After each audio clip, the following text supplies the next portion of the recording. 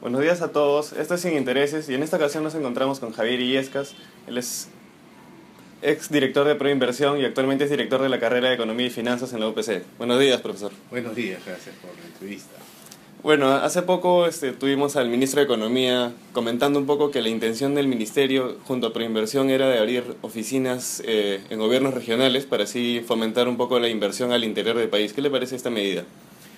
Es una buena idea porque si lo que se quiere es desarrollar más las asociaciones público-privadas o incluso expandir más de lo que están hoy el esquema de obras por impuestos, creería que el apoyo de entidades del gobierno central como Proinversión hacia los gobiernos regionales en estas tareas sería muy útil, lo cual, si bien es una buena idea, va a tomar algún tiempo, pues, porque hay que preparar cuadros técnicos, hay que generar cuadros técnicos, no solo en los gobiernos regionales, sino Proinversión, que es una entidad que tampoco es grande.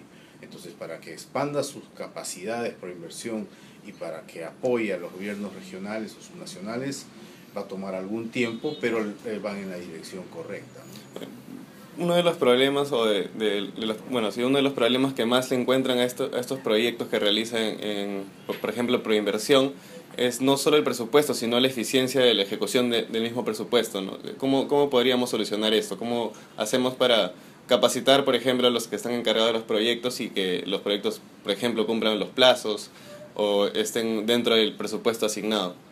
Bueno, hay dos ámbitos ahí desde mi punto de vista. Uno es que uno debe tener cuadros técnicos eficientes, pero eso suele ser entre escaso y caro.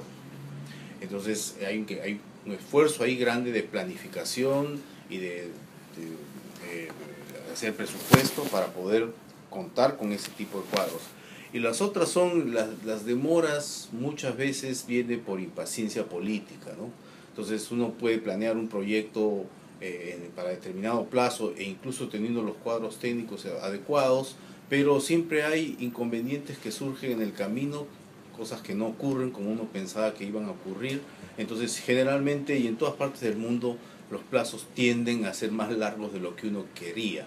Pero ahí viene el tema de la impaciencia política, que es que desde el estamento político comienzan a generar presiones para que las cosas salgan más rápidas y muchas veces salen mal, y eso es lo que hay que tratar de evitar. Pero como condiciones primarias son adecuado planeamiento y contar con cuadros adecuados, eficientes, de técnicos. Usted comenta un poco sobre el apresuramiento político que muchas veces también hace que se demoren un poco los proyectos. ¿Usted cree que Proinversión debería tener autonomía? Más bien es al revés, el apresuramiento político hace que los proyectos no tengan una maduración adecuada y debieran salir en un plazo eventualmente a veces más largo para que salgan bien, ¿no? Pero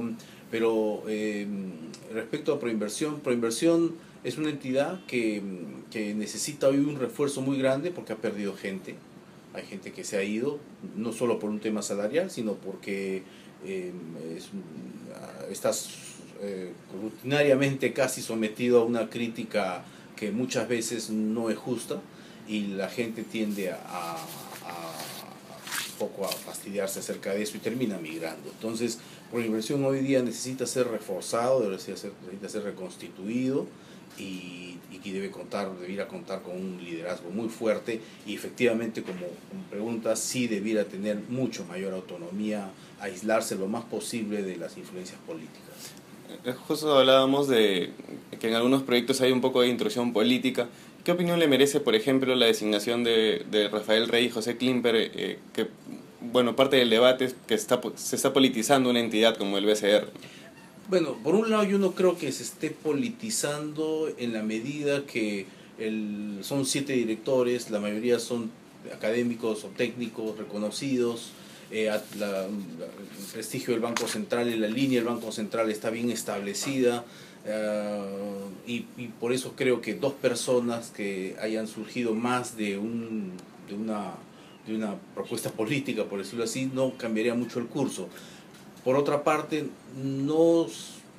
mi preferencia natural es que sí, siempre sigan siendo tecnócratas, académicos o profesionales independientes, ¿no? Que en el caso particular de estos dos candidatos o de estos dos directores no lo son tanto, ¿no? O sea, mi preferencia personal es que hubiera debido escogerse otros candidatos. Pero usted cree que... Pero con todo, yo creo que no, los defectos que hay no son lo suficientemente grandes como para que me lleve a pensar que vaya a haber un cambio fundamental en el curso del diseño de la política monetaria de una manera técnica, ¿no?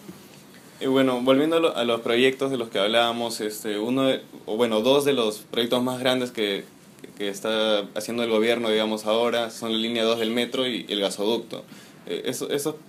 Ambos proyectos han tenido problemas con la licitación, en algunos casos, en un caso quedó solamente un solo postor, incluso han sido citados, por ejemplo, la expareja presidencial, para comentarse un poco sobre el gasoducto. ¿Cómo controlamos esos procesos de licitación, que no se pasen del tiempo, que no quede al final solamente un postor?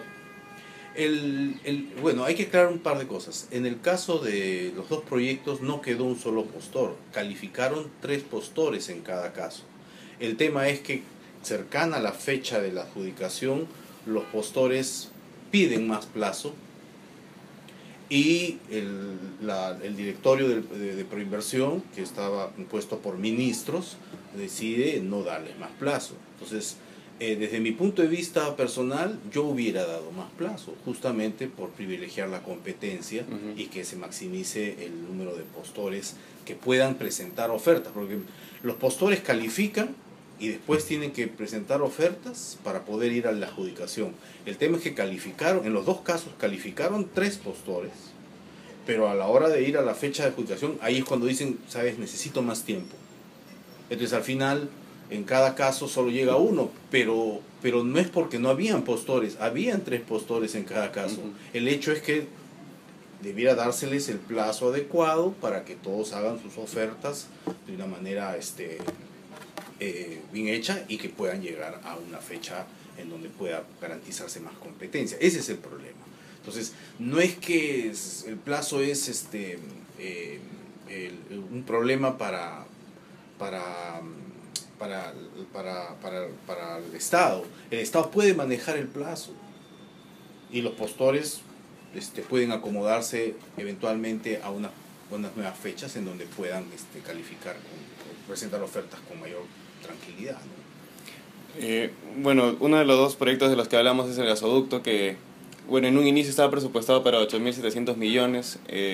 Como conversábamos antes, usualmente este presupuesto no es ese presupuesto aumenta, ¿no?, con el tiempo. Y uno de los puntos que se tocan más sobre este proyecto es si en realidad es viable, ¿no? Si hay demanda para la energía, si hay compradores, ¿a quién le venderíamos energía? No, el tema del gasoducto es que se compara mal y se habla de que hubiera costado mucho menos si el proyecto se hubiera hecho con el proyecto de Kuntur. Y se dice, cuesta 7.000 millones, y no sé si eso te refieres, pero no son comparables, pues, porque el costo del que se habla para el primer caso es solo lo que se llama el CAPEX, que es el costo de inversión, mientras que el otro tiene el costo del CAPEX, inversión, más operación y mantenimiento. O sea, no son magnitudes comparables, entonces por eso es que el otro sale mayor. Pero yendo al otro tema, si hay demanda o no hay demanda, el problema, como decía, yo no soy experto en hidrocarburos, pero los expertos de hidrocarburos, ya hay varios, que señalan que el problema es generar la demanda. Por un lado, la oferta de gas existe de manera suficiente para abastecer por 20 años la zona sur del país, y existiría remanentes pues, para eventualmente ser exportados. Pero adicionalmente, pero eso es hablando de las reservas probadas, pero hay reservas que no están probadas. Los expertos dicen que hay mucho más gas abajo, o sea que oferta hay suficiente. Pero entonces dice, pero no hay demanda, pero la demanda es lo que se debe construir, y eso es lo que dicen los expertos. Al final la historia de gasoductos en el mundo es que al final hay que hacer un trabajo para generar demanda, y cuando la generación de demanda se da, ese gasoducto funciona de manera normal, y los costos pueden recuperarse más fácilmente a través de los gastos en demanda y ya no de las tarifas. Bueno, uno de los grandes proyectos, aparte de estos dos también, y que también ha estado en constante debate, es la realización de los Juegos Panamericanos. Este tiene un costo un costo de 600, no, perdón, un costo de 4.000 millones y al parecer va a tener un retorno solo de 600 millones, ¿no? Entonces, ¿a usted le parece que, por ejemplo, puntos un poco más subjetivos como la promoción del deporte son suficientes para aprobar esta realización? Mire, ahí hay un tema de ponderación de argumentos, ¿no? Si, desde mi punto de vista muy personal, Ujú. yo no hubiera continuado con los Panamericanos. ¿Por qué? Porque esa plata puede usarse para otros fines en un contexto que hoy tenemos restricciones fiscales mayores y muchas necesidades sociales, ¿no? Pero también el otro lado de la moneda, y que otros han ponderado más, es que ya es un compromiso el Perú. El Perú ha pugnado por ser sede y ya pasó un tiempo en donde sería muy mala imagen que el Perú diga en estos momentos, saben que no puedo, ¿no? Cuando hay ciertas chances de que sí se pueda llegar. O sea, yo creería que sí se puede llegar.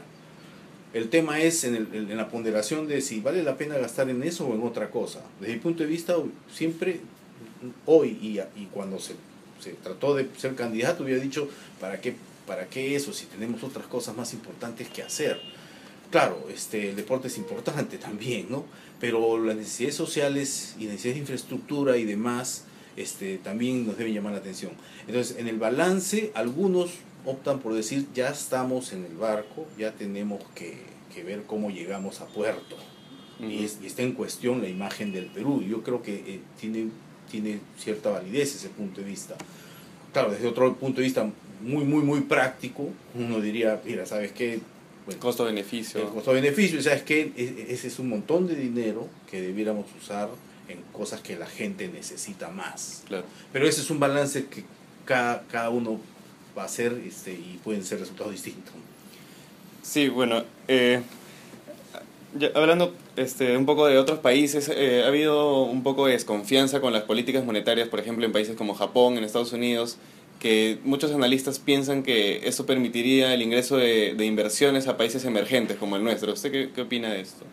Bueno, en la medida que tengan tasas de interés bajas en el mundo desarrollado como Japón, Europa, Estados Unidos, los capitales van a tender a buscar mayor rentabilidad en economías emergentes, ¿no? Como es el caso no solo de Perú, sino Claro. de China, Chile, todo el sudeste asiático, etcétera.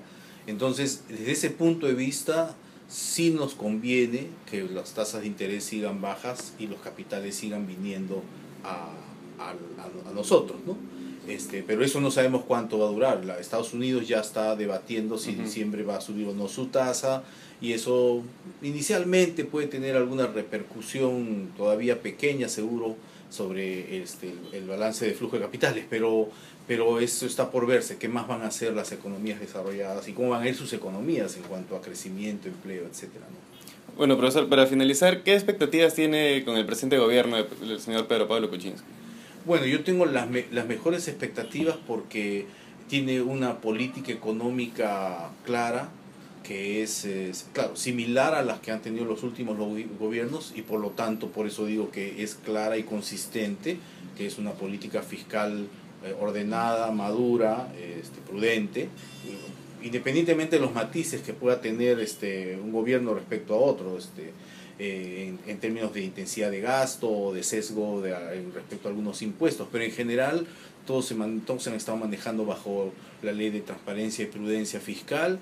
El Banco Central sigue siendo, como decía al principio, una entidad seria, técnica, que no pienso que vaya a variar su esquema de política monetaria, también prudente, como ha sido, y de preservación de estabilidad de precios, que es lo primordial.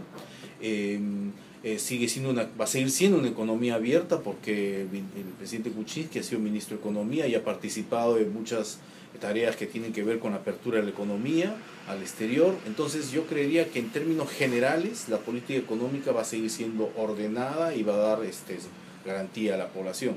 El tema es cuánto espacio tenga para hacer reformas, por ejemplo la reforma laboral, que muchos analistas económicos nacionales e internacionales creen que debe hacerse en el país, pero ese es un tema que va a tener que verse qué tanto espacio político tiene, que aparentemente no es tan grande. Después el tema de la tramitología, cuán efectivo vaya a ser en verdaderamente reducir toda la cantidad de trámites y de trabas burocráticas que hay. Y después cómo mejora los niveles de infraestructura en un contexto de restricción fiscal que tenemos hoy, pero ahí habrá que tener que ser eficiente. Por eso decía, pues, en el balance de los panamericanos, uno podría decir, bueno, ahí tengo dinero para poder usarlo en infraestructura, por ejemplo, o en completar las reformas que haya que completar en el sector de salud, educación, etcétera. Entonces, pero con todo, esos son retos que tiene un gobierno y que yo espero que este gobierno en particular pueda manejar adecuadamente en los próximos 5 años. O sea, no tengo duda que va a haber seriedad en eso, ¿no? Pero va a tener que ser muy estratégico en cómo manejar ese tipo de variables. Profesor, muchas gracias por su tiempo. A ustedes, gracias también.